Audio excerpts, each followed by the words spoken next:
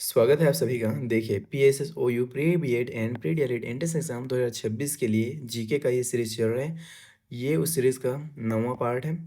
इस वीडियो में हम क्वेश्चन नंबर 401 से क्वेश्चन नंबर 450 तक के एमसीक्यूज को कवर करेंगे। सब्जेक्ट आपका है शैक्षिक एवं सामान्य बोध, जिसे हम क्या बोल रहे हैं, जीके बोल सकते हैं। क्लियर है? चलिए आगे बढ़ते हैं और खंड 1 में हम देखेंगे शैक्षिक बोध एवं शिक्षण अभिरुचि, educational awareness and teaching aptitude के क्वेश्चन। आगे फिर जनरल साइंस, जनरल नॉलेज और करंट अफेयर्स, इन सब के क्वेश्चन भी देखेंगे। पहला क्वेश्चन है इस क्लास का, भारत के भाग्य का निर्माण उसकी कक्षाओं में हो रहा है। The destiny of India is being shaped in her classrooms. यह प्रसिद्ध कथन किस शिक्षा आयोग की रिपोर्ट का हिस्सा है? राधाकृष्णन आयोग 1948, मुदालियार आयोग 1952, कोठारी आयोग 1964-66, राष्ट्रीय शिक्षा नीति 1986।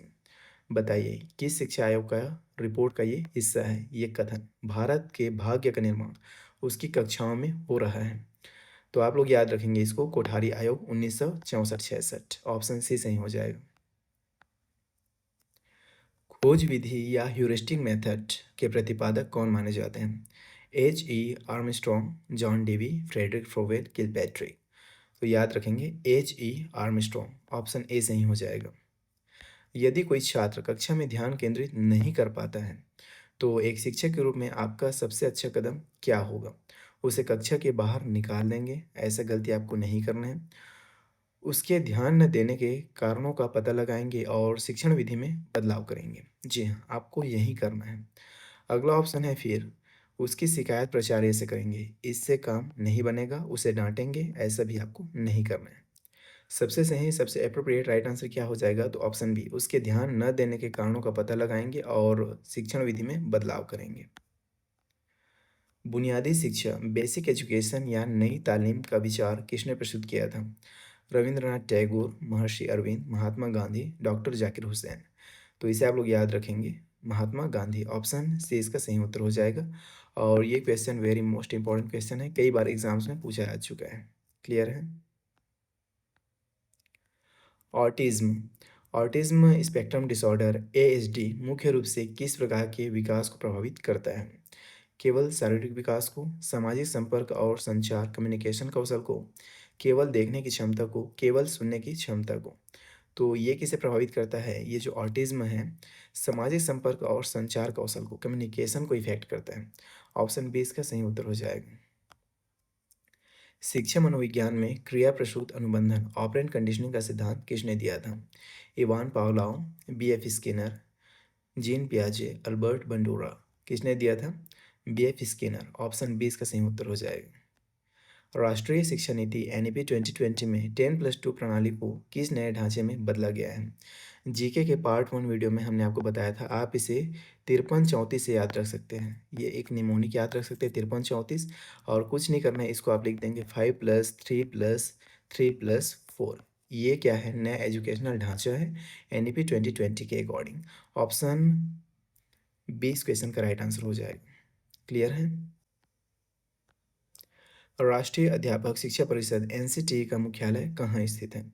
भोपाल, मैसूर, नई दिल्ली, भुवनेश्वर। कहाँ है? तो ये है नई दिल्ली में। शिक्षण अधिगम प्रक्रिया टीचिंग लर्निंग प्रोसेस के मुख्य 3 अंग पोल्स कौन से हैं? शिक्षक, छात्र और पाठ्यक्रम, शिक्षक, प्राचार्य और स्कूल, छात्र, माता पिता और शिक्षक, समाज, स्कूल और छात्र। कौन है? तो ऑप्शन ए सही हो जाएगा, शिक्षक, छात्र और पाठ्यक्रम, करिकुलम। क्लियर है?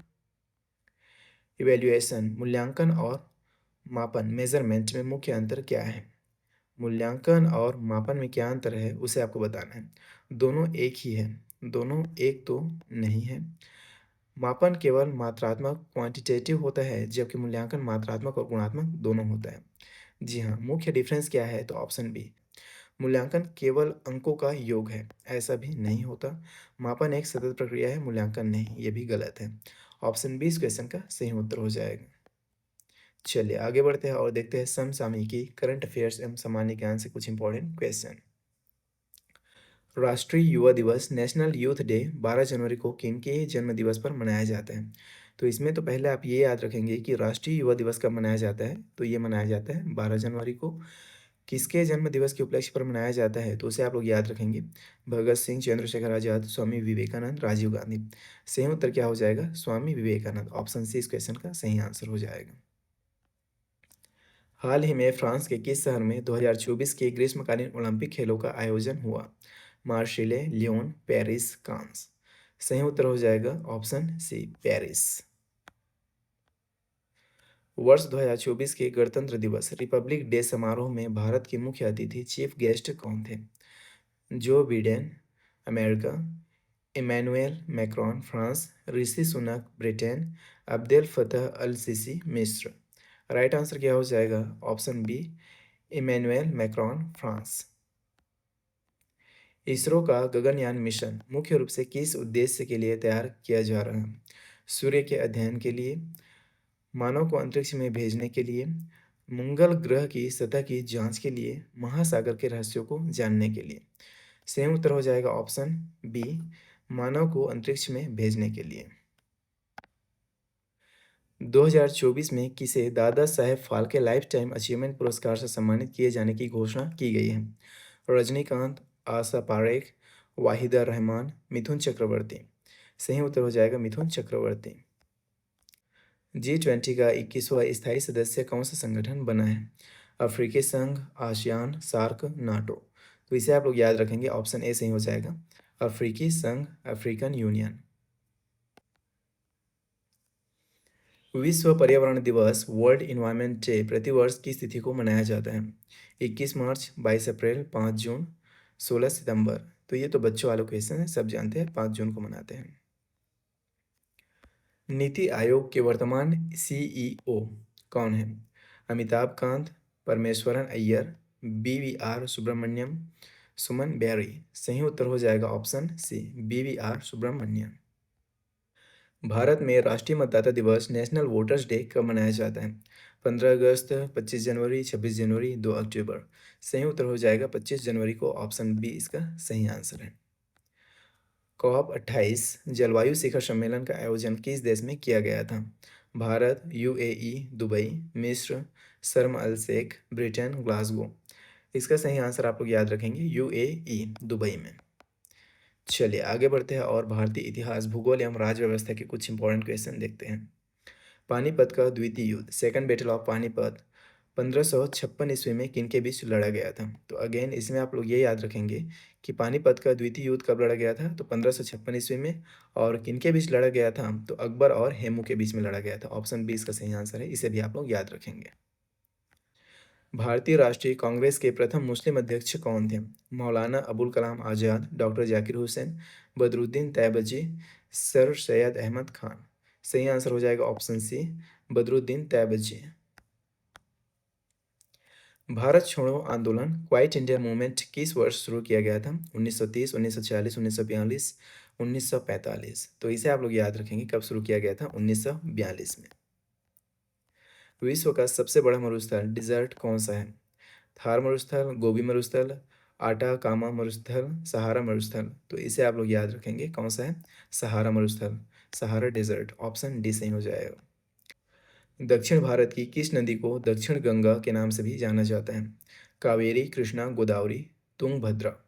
सही उत्तर हो जाएगा गोदावरी नदी को, ऑप्शन सी इसका सही आंसर हो जाएगा। भारत में सर्वाधिक वन क्षेत्र, लार्जेस्ट फॉरेस्ट कवर किस राज्य में पाया जाता है? अरुणाचल प्रदेश, छत्तीसगढ़, मध्य प्रदेश, महाराष्ट्र। इसे आप लोग याद रखेंगे, मध्य प्रदेश में। ऑप्शन सी सही हो जाएगा। भारतीय संविधान का अनुच्छेद 14 आर्टिकल 14 किससे संबंधित है?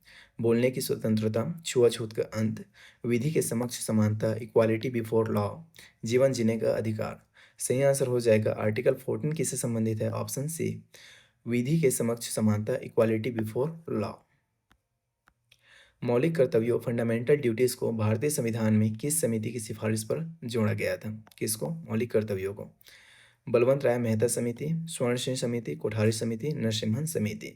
इसे आप लोग याद रखेंगे, स्वर्ण सिंह समिति। ऑप्शन बी इस क्वेश्चन का सही आंसर हो जाएगा। राज्यसभा का सदस्य बनने के लिए न्यूनतम आयु सीमा क्या है? मिनिमम एज क्राइटेरिया, 21 वर्ष, 25 वर्ष, 30 वर्ष, 35 वर्ष। तो राज्यसभा का पूछा गया है, याद रखेंगे 30 ईयर्स, 30 वर्ष। ऑप्शन सी सही हो जाएगा। विश्व की सबसे लंबी नदी longest river in the world कौन सी है? अमेजोन नदी, नील नदी, मिसिसिपी नदी, यांगत्जे नदी। तो इसे आप लोग याद रखेंगे, ऑप्शन बी सही हो जाएगा, नील नदी, नील रिवर। चलिए आगे बढ़ते हैं और देखते हैं सामान्य विज्ञान के कुछ इंपॉर्टेंट क्वेश्चन जो आपके एग्जाम में आ सकते हैं। कोशिका का नियंत्रण केंद्र कंट्रोल सेंटर ऑफ सेल किसे कहा जाता है? माइटोकॉन्ड्रिया, लाइसोसोम, केंद्रक, राइबोसोम। तो केंद्रक को कहा जाता है न्यूक्लियस को। ऑप्शन सी इस क्वेश्चन का सही उत्तर हो जाएगा। विटामिन सी का रासायनिक नाम क्या है? रेटिनॉल, ये विटामिन ए का नाम है। एस्कॉर्बिक एसिड, कैल्सीफेरॉल, ये विटामिन डी का नाम है। थायमिन। विटामिन सी का पूछा गया है तो विटामिन सी का रासायनिक नाम होता है एस्कॉर्बिक एसिड। ऑप्शन बी इस क्वेश्चन का सही आंसर हो जाएगा, याद रखेंगे। ब्रह्मांड में सबसे हल्का तत्व लाइटेस्ट एलिमेंट कौन सा है? Helium, oxygen, nitrogen, hydrogen. सही उत्तर हो जाएगा ऑप्शन डी, हाइड्रोजन। आयोडीन की कमी से मनुष्य में कौन सा रोग होता है? रतौंधी, एनीमिया, घेंघा, बेरी। तो आयोडीन की कमी से पूछा गया है तो आयोडीन डेफिशिएंसी से, आयोडीन की कमी से घेंघा रोग होता है, ग्वाइटर रोग होता है, याद रखेंगे। बेरी विटामिन बी1 की कमी से होता है, और रतौंधी किसकी कमी से होता है? तो विटामिन ए की कमी से होता है, और एनीमिया ये ब्लड की कमी से होता है, ब्लड डेफिशिएंसी से होता है, आयरन की कमी से होने वाला रोग है। तो इसे भी आप लोग याद रखेंगे, कोई भी आपसे पूछा जा सकता है, सभी क्या है, इंपॉर्टेंट है। क्लियर है? कपड़े धोने के सोडे वॉशिंग सोडा का रासायनिक नाम क्या है? Sodium bicarbonate, sodium carbonate, calcium carbonate, sodium hydroxide. सही उत्तर हो जाएगा ऑप्शन बी, सोडियम कार्बोनेट। कपड़े धोने का सोडा पूछा गया है, अगर खाने का सोडा पूछा जाए तो सोडियम बाइकार्बोनेट हो जाएगा। ये कौन से सोडा का नाम है? तो ये खाने के सोडा का नाम है, इसे भी आप लोग याद रखेंगे, खाने का सोडा। क्लियर है? दोनों इंपॉर्टेंट है, आपसे एग्जाम में कोई भी पूछा जा सकता है, आपको सब पता होना चाहिए। दूरदृष्टि दोष हाइपरमेट्रोपिया को दूर करने के लिए चश्मे में किस लेंस का उपयोग किया जाता है? मैंने पिछले क्लासेस में आपको बताया था एक ट्रिक, जिससे आप अगर याद रखते हैं तो आसानी से इस क्वेश्चन को सॉल्व कर पाएंगे। दूरदृष्टि दोष का पूछा गया है तो मैंने एक ट्रिक आपको बताया था, दूना। दूना मतलब मैंने क्या बताया था? डी मतलब दूर, यू मतलब उत्तर। तो दूरदृष्टि दोष के लिए उत्तर लेंस का इस्तेमाल करते हैं, कॉन्वेक्स लेंस का इस्तेमाल करते हैं। एन मतलब निकट, ए मतलब अवतल, निकट दृष्टि दोष के लिए अवतल लेंस का इस्तेमाल करते हैं। तो ये ट्रिक आप याद रखेंगे, आसानी से बन जाएगा। और ये एक इंपॉर्टेंट क्वेश्चन है, कई बार एग्जाम में पूछा जा चुका है और आगे भी पूछा जाएगा, तो इसे आप लोग ध्यान में रखेंगे, नोट डाउन कर सकते हैं। क्लियर है? एक सामान्य और स्वस्थ वयस्क मनुष्य का रक्तचाप ब्लड प्रेशर कितना होना चाहिए? 100-60 mmHg, 120-80 mmHg, 140-90 mmHg, 160 100 mmHg। तो याद रखेंगे 120-80 mmHg, ये राइट आंसर हो जाएगा ऑप्शन बी। क्लियर है? इनमें से कौन सी बीमारी मादा एनाफिलीज मच्छर फीमेल एनाफिलीज के काटने से फैलती है? सब जानते हैं इसको, मलेरिया। ऑप्शन सी इस क्वेश्चन का राइट आंसर हो जाएगा। कौन सी धातु मेटल विद्युत की सबसे अच्छी सुचालक बेस्ट कंडक्टर होती है? तांबा, एल्यूमिनियम, चांदी, लोहा। याद रखेंगे, राइट आंसर हो जाएगा ऑप्शन सी, चांदी, सिल्वर। ग्लोबल वार्मिंग के लिए सबसे अधिक उत्तरदायी ग्रीन हाउस गैस कौन सी है? Nitrogen, oxygen, ozone, carbon dioxide. इसे आप लोग याद रखेंगे, carbon dioxide, CO2। Option D इस क्वेश्चन का राइट आंसर हो जाएगा। चलिए आगे देखते हैं छत्तीसगढ़ सामान्य ज्ञान। छत्तीसगढ़ से कुछ इंपॉर्टेंट क्वेश्चन जो आपके एग्जाम में आने के चांसेस हैं। छत्तीसगढ़ का प्रसिद्ध त्यौहार हरेली किस माह में मनाया जाता है? चैत्र, श्रावण, भादो, कार्तिक। तो इसे आप लोग याद रखेंगे, सावन में मनाया जाता है। छत्तीसगढ़ राज्य की सबसे ऊंची चोटी गौरलाटा 1225 मीटर किस जिले में स्थित है? जसपुर, सरगुजा, बलरामपुर, सूरजपुर। सही उत्तर हो जाएगा बलरामपुर, ऑप्शन सी। छत्तीसगढ़ का गांधी, गांधी ऑफ छत्तीसगढ़ किसे कहा जाता है? डॉक्टर खूबचंद बघेल, ठाकुर प्यारेलाल सिंह, वीर नारायण सिंह, पंडित सुंदरलाल शर्मा। तो इसे आप लोग याद रखेंगे, ये भी एक इंपॉर्टेंट क्वेश्चन है। पंडित सुंदरलाल शर्मा, ऑप्शन डी इस क्वेश्चन का राइट आंसर हो जाएगा। छत्तीसगढ़ राज्य का पहला सीमेंट कारखाना ACC जामुन किस जिले में स्थापित किया गया था? रायपुर, बलौदाबाजार, दुर्ग, बिलासपुर। तो इसे आप लोग याद रखेंगे, दुर्ग में। सुआ नाच, सुआ नाच तोता नृत्य मुख्य रूप से छत्तीसगढ़ में किस अवसर पर मनाया जाता है?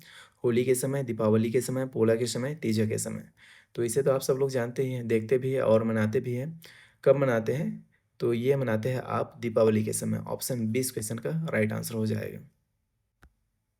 छत्तीसगढ़ का प्रसिद्ध अमृतधारा जलप्रपात अमृतधारा वाटरफॉल किस नदी पर स्थित है? हसदेव नदी, महानदी, इंद्रावती नदी, शिवनाथ नदी। याद रखेंगे हसदेव नदी पर। ऑप्शन ए इसका सही उत्तर हो जाएगा। छत्तीसगढ़ की कौन सी जनजाति ढोकरा कला, ढोकरा आर्ट, पीतल कांस्य हस्तशिल्प के लिए विश्व प्रसिद्ध है? उरांव, बैगा, घड़वा, हलवा। याद रखेंगे घड़वा। ऑप्शन सी सही हो जाएगा। दक्षिण पूर्व मध्य railway ACCR south east central railway का मुख्यालय छत्तीसगढ़ के किस शहर में स्थित है? रायपुर, बिलासपुर, दुर्ग, कोरबा। तो इसे आप सब लोग जानते हैं बिलासपुर में है। ऑप्शन 20 का सही उत्तर हो जाएगा।